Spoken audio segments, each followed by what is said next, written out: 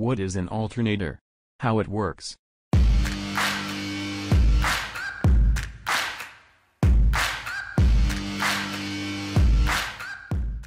An alternator is one of a car's charging systems that generates electrical energy for a variety of devices.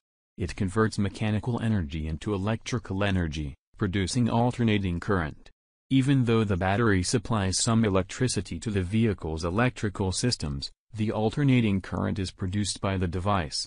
Because it is a mechanical device, it includes a pulley, wheels, brushes, and wires that connect with the crankshaft and go to the battery. The alternator converts this motion into electricity when the engine is working. As a result of this, the engine rotates the crankshaft, which connects to the alternation, producing electricity.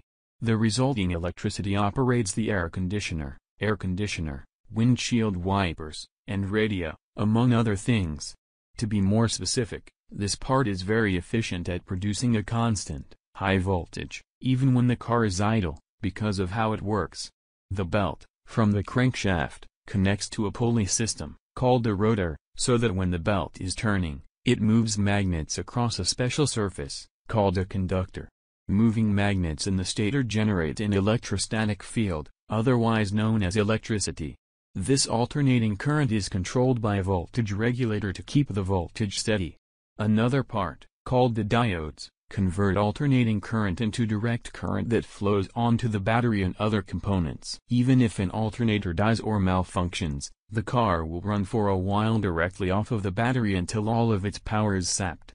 This makes it hard to tell when the device is having problems. Sometimes, a harsh noise or intermittent headlights will give it away. Drivers should check to make sure the belts are not cracked, or improperly tightened, before replacing the entire part.